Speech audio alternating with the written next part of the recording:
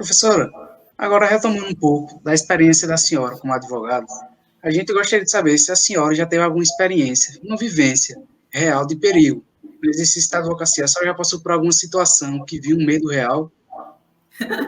Eu e Perpétua, a gente fez um júri e o cliente da gente foi absolvido. E aí a população caruaruense ficou revoltada com nós duas e começou a jogar pedra na gente, na hora da saída do júri. Né? A gente foi recebida a pedras.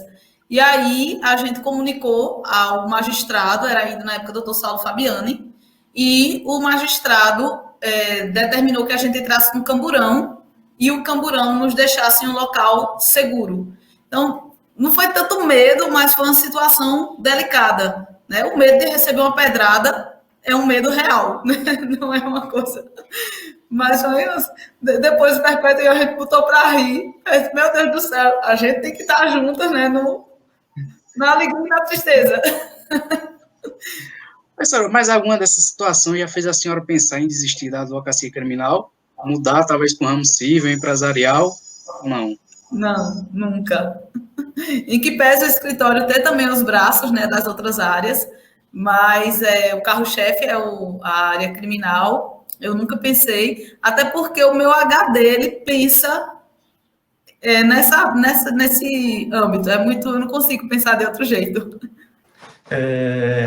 Professora, em uma das suas falas, foi possível notar, de início, a sua preocupação com o sistema prisional com relação à pandemia.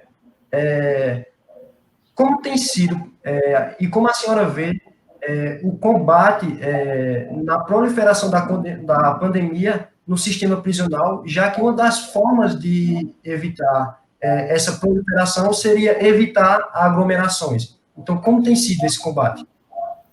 Eu tenho um contato muito próximo com as direções, né, das unidades prisionais, que são parceiras da gente, do projeto de adoção. Eu quero agradecer, fazer aqui um agradecimento público ao diretor da penitenciária, Juiz Plácido de Souza, Paulão, por sempre abrir as portas para a gente trabalhar lá.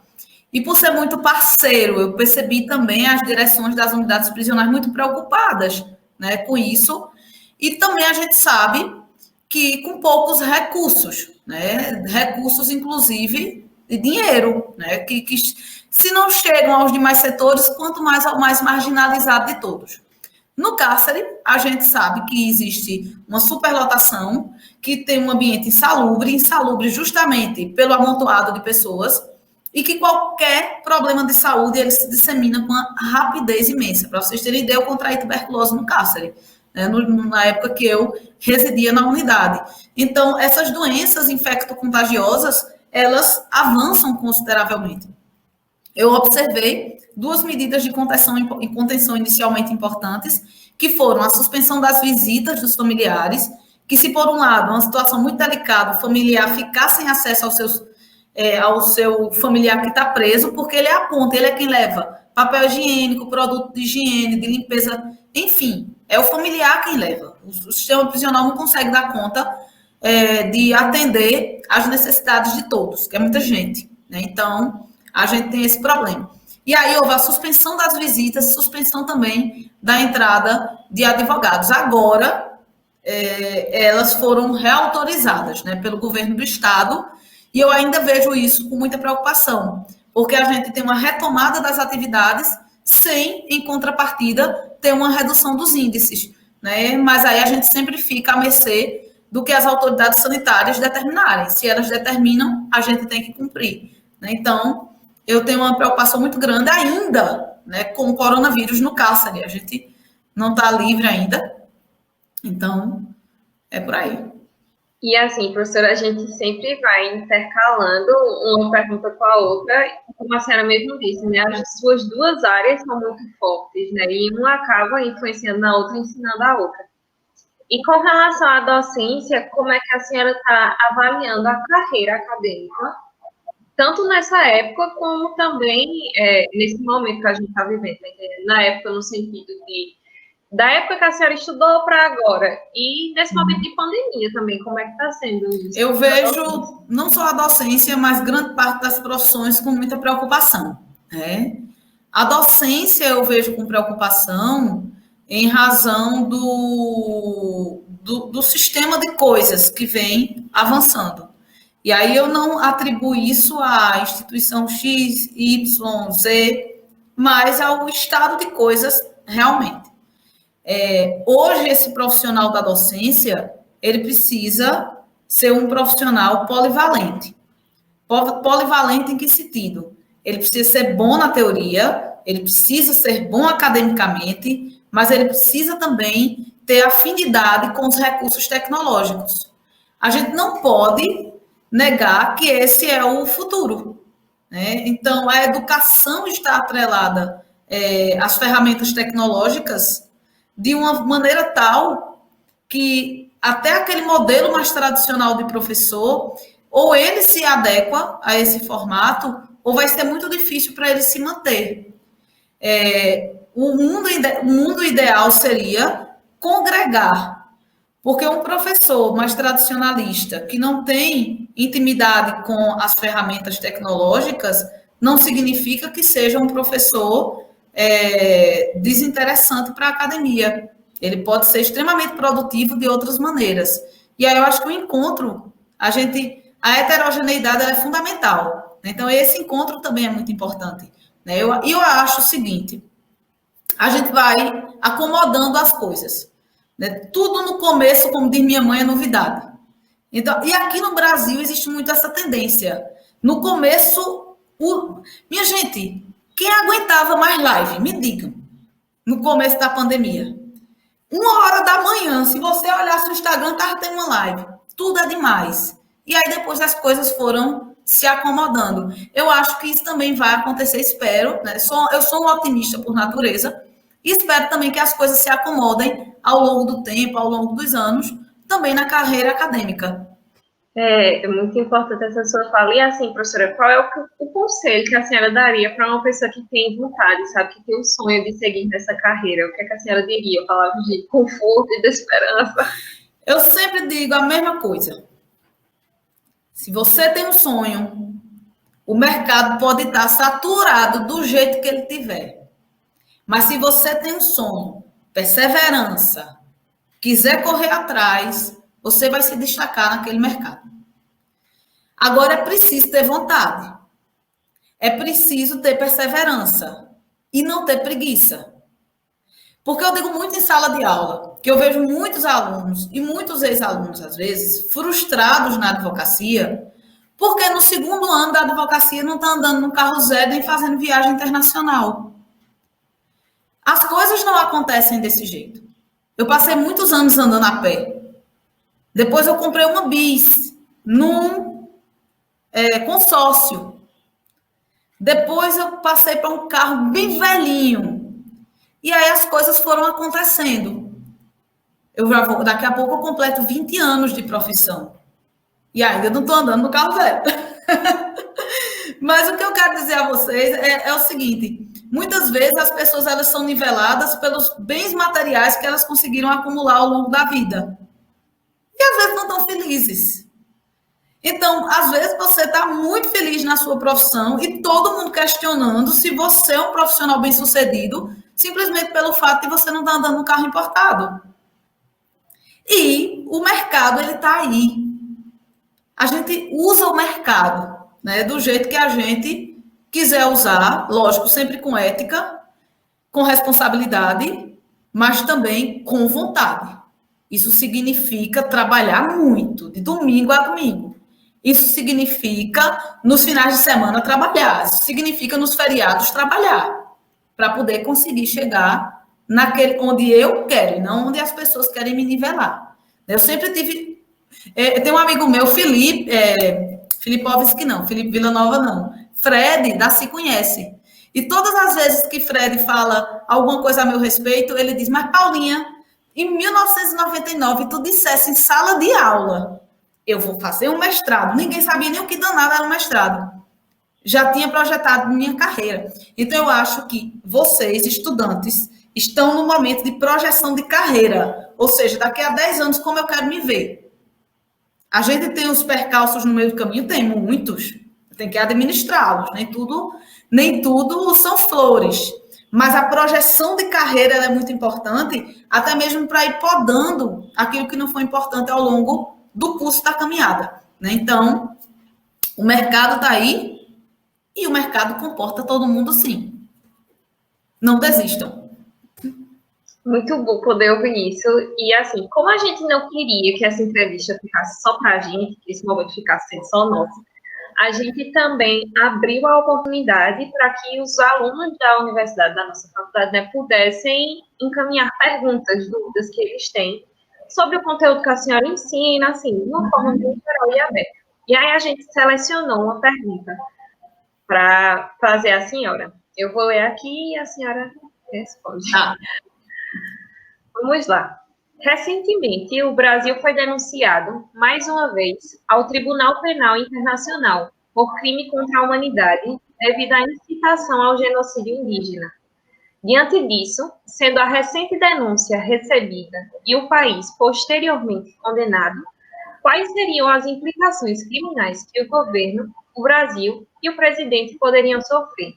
Essa pergunta foi feita por Laura Beatriz Ludovico de Almeida, do oitavo período.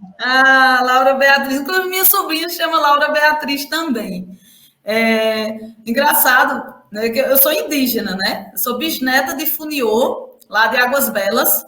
Mais um fato interessante na minha vida, né?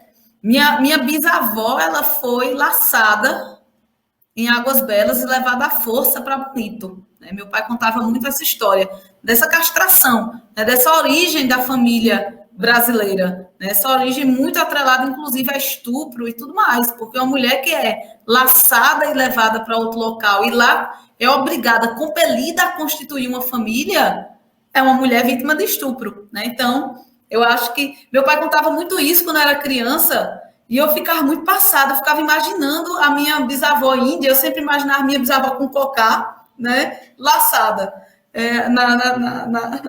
no Fantástico Mundo de Paula. Mas vamos lá, voltando, a gente tratar sobre a questão indígena aqui no país é falar sobre desrespeito e falar sobre castração. Né? Então, eu acho que essas duas palavras elas estão muito ligadas aí à questão indígena aqui no Brasil.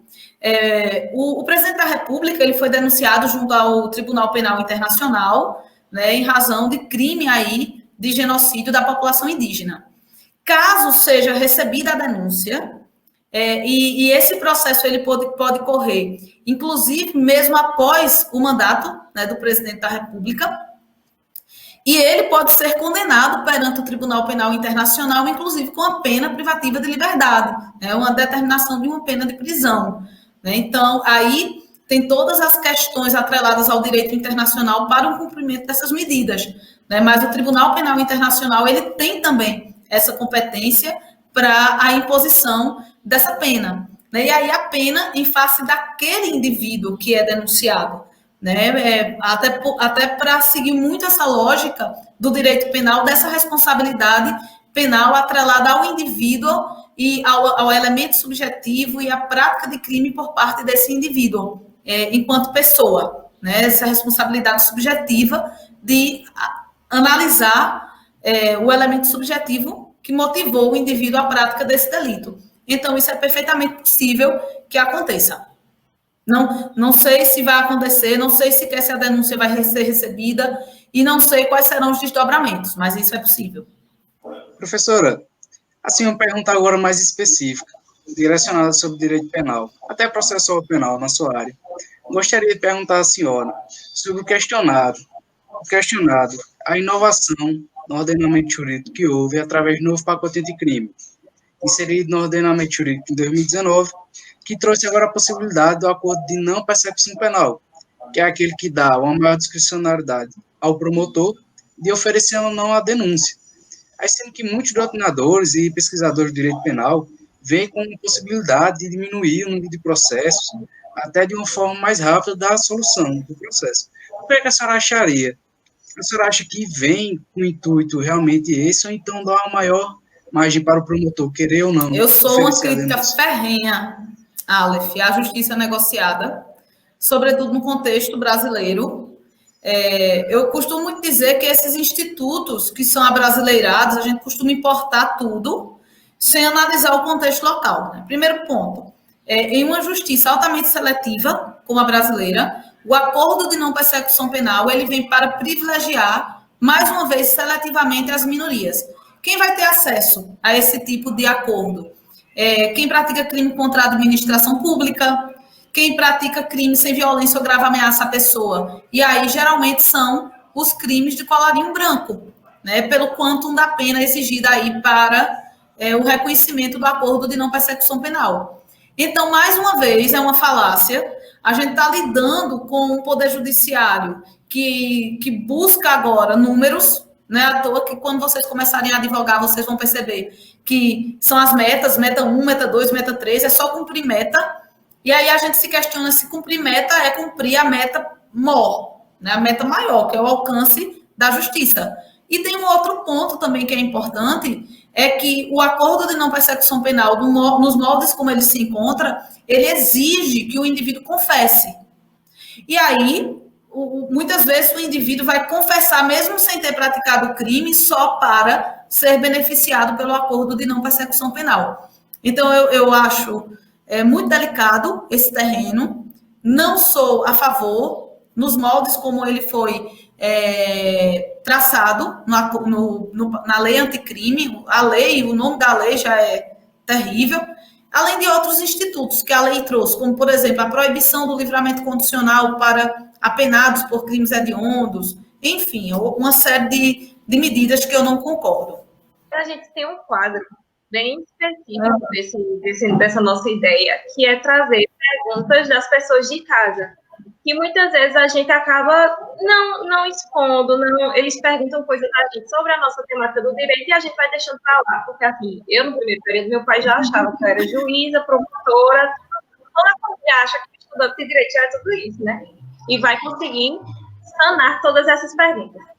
E aí a gente teve essa ideia de trazer uma pergunta de casa. E aí quem vai fazer essa pergunta é o meu pai, de maneira muito assim. Que legal! Muito. E aí eu vou compartilhar aqui a tela e o vídeo, para a senhora poder, por favor, responder a pergunta deste ilustre membro da minha casa. Que legal! Olha aí, seu Papis. Eu queria saber que muitas vezes as pessoas, todo mundo comenta, eu comento, de assim, o presidiário está preso, recebe um salário para a sua família. E eu queria saber quais são os critérios que eles têm direito de receber um salário. O que eles fazem para receber isso? Essa é uma pergunta recorrente, Carla, e uma pergunta acho que importante da gente esclarecer, porque não são todos os detentos que têm direito ao auxílio reclusão, mas apenas aqueles que tinham a carteira assinada, né, que contribuíam, na verdade, né, para o INSS quando foram presos. Então, estes têm direito ao auxílio reclusão, a família entra depois com esse pleito e esse valor ele é revertido até mesmo para o sustento da família. Então, o mote do auxílio reclusão é a assistência social mesmo da família daquele preso que antes de ser preso ele contribuía com o INSS.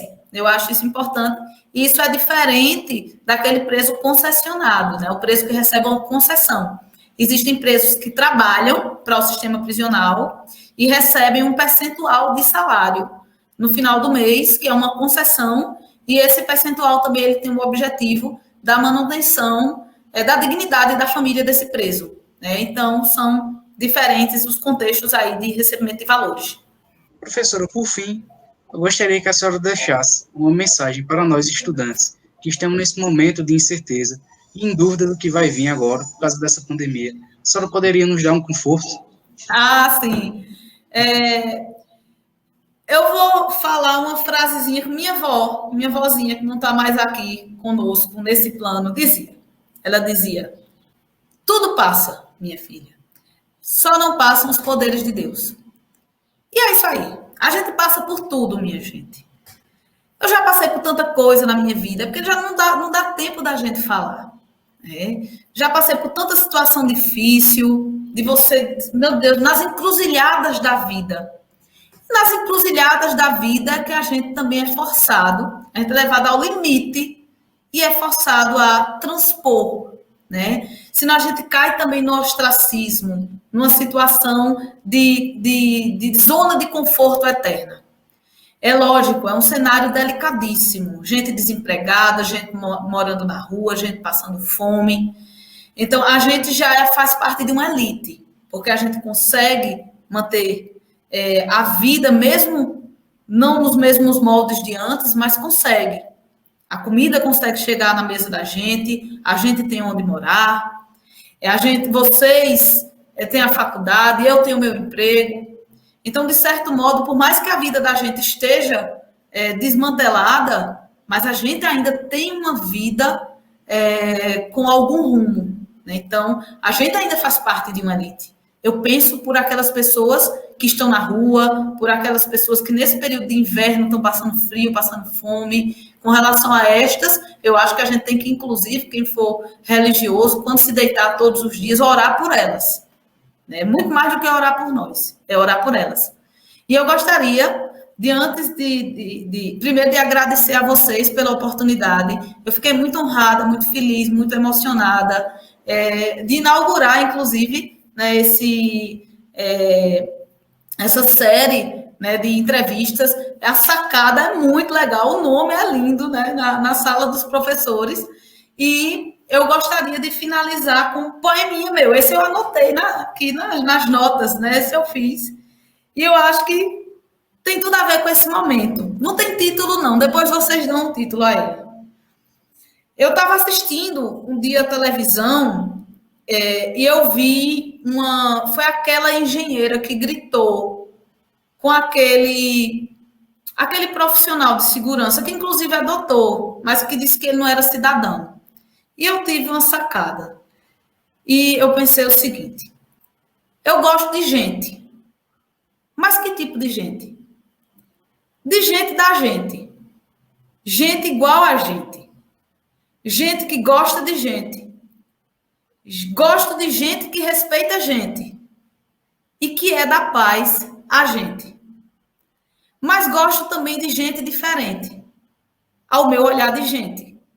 Mesmo que eu seja a diferente aos olhos de outras gentes.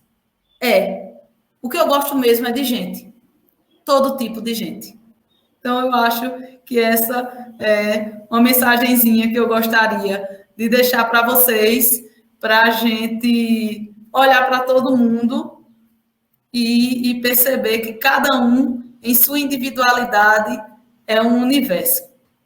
Professora, é tão profundo isso que a senhora falou, né? E toca tanto em tantos aspectos diferentes da nossa vida. Professora, gostaria novamente de agradecer à senhora, dizer que a senhora foi uma pessoa ímpar, em ter, de certa forma, se prontificado em participar do projeto e dizer que foi uma tarde, um momento diferente em estar com a senhora e dizer que a senhora vai receber acho que já recebeu até uma caneca para lembrar desse momento que participamos. E ela já recebeu. Pode abrir, né? Olha aqui que coisa linda! Minha gente, é bonita demais. Hoje eu já dou aula com ela. Ó, na sala dos professores, professora Paula Rocha, muito obrigada. Eu vou me amostrar muito com o meu presente. A gente gostaria também, professor, de dizer que a confecção dessa caneca foi feita. Nós vamos colocar aqui o Instagram da pessoa responsável pela confecção, que é Yara Arts Atelier, e ela também foi responsável por fazer a logo desse nosso projeto, que é na sala dos professores. Então, professora, desde já eu deixo meus agradecimentos e dizer que realmente foi um momento diferencial estar aqui com a senhora. A senhora é maravilhosa, não tem, acho que... Obrigada, Iago. É isso. Nada, Iago.